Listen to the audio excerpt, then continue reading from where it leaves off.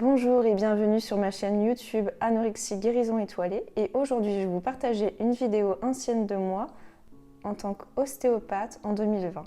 Alors écoutez-la et on se voit juste après. Bonjour à toutes, bonjour à tous. Nouvelle vidéo à mettre dans la playlist Trousse de soins. Donc j'ai un nouvel invité aujourd'hui. Camille, merci d'avoir accepté mon invitation. Est-ce que tu peux te présenter? Eh bien, merci à toi d'être venu. Je t'en prie.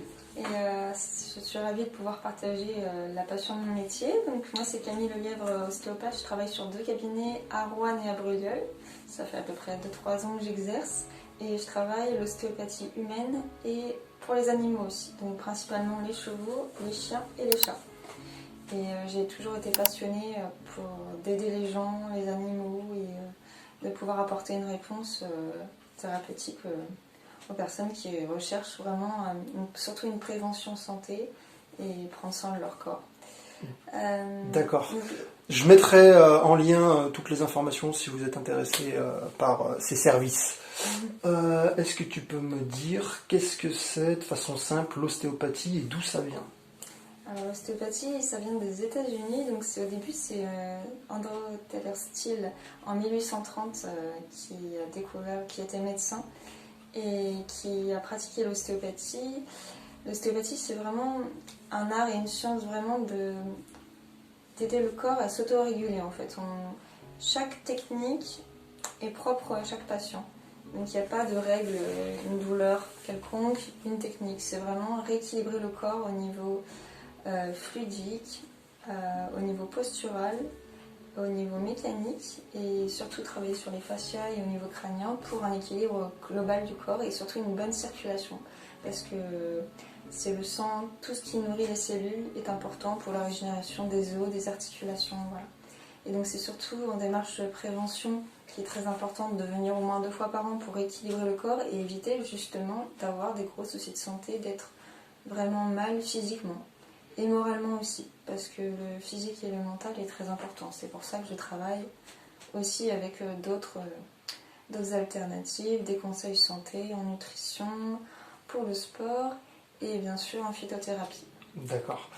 Là, c'est un petit peu, c'est pas une question piège, mais souvent on dit que c'est une médecine parallèle. Donc là, c'est moi qui parle un petit peu, mais j'avais des problèmes de dos et c'est mon ostéopathe, parce qu'elle m'a réglé mes problèmes de dos que j'avais. Et souvent, quand on regarde les informations, c'est marqué médecine alternative. Est-ce que tu es d'accord avec ce terme? C'est compliqué. Alternative, pour moi,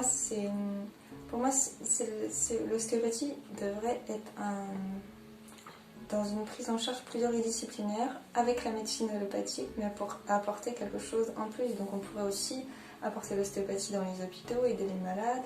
Et pour moi, c'est une routine de vie. On va par exemple au contrôle technique pour sa voiture, mais on devrait faire un contrôle technique pour son propre corps et son propre esprit pour être bien, pour éviter les arrêts de travail et pour être bien dans son corps et dans son esprit. C'est très important.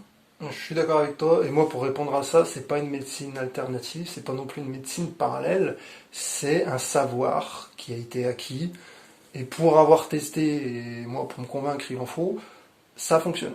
La médecine normale entre guillemets, elle n'a pas trouvé mon souci du dos, et j'ai été faire de l'ostéopathie, ça a réglé le problème. Donc, à savoir où est-ce qu'on va y mettre. Par exemple, pour une douleur de dos, 2 personnes qui ont une douleur de dos, l'origine peut être différente. Il y en a un, ça peut être un problème d'une vieille entorse de cheville, le bassin est déséquilibré.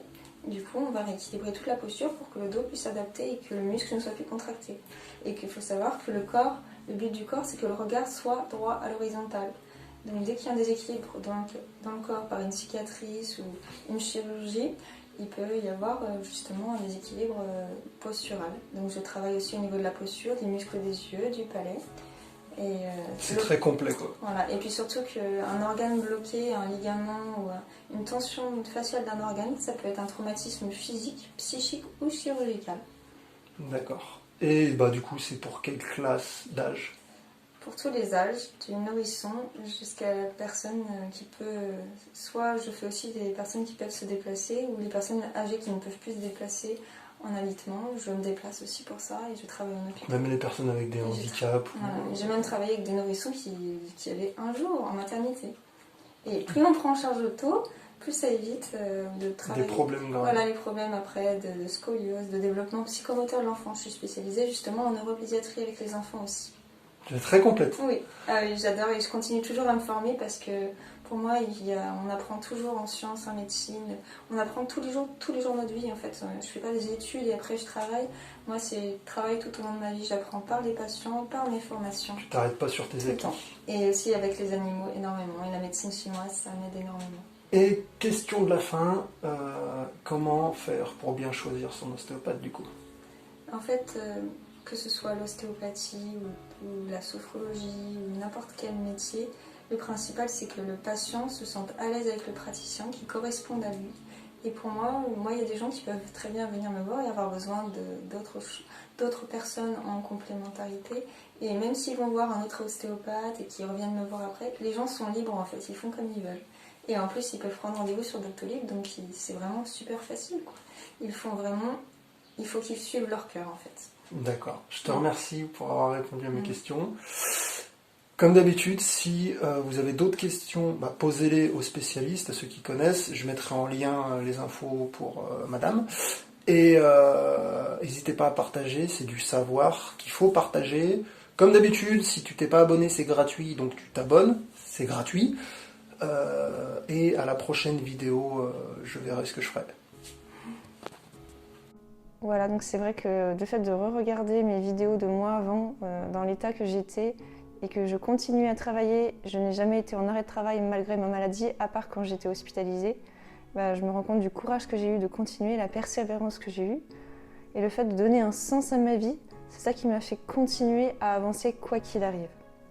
Donc j'espère que je suis un exemple pour vous, et que tout est possible. Vous pouvez prendre rendez-vous dans le Calendly qui se trouve dans la description de la vidéo, et ainsi, je pourrai vous aider à trouver un sens à votre vie pour sortir de là. Voilà, partagez la vidéo, abonnez-vous et à bientôt.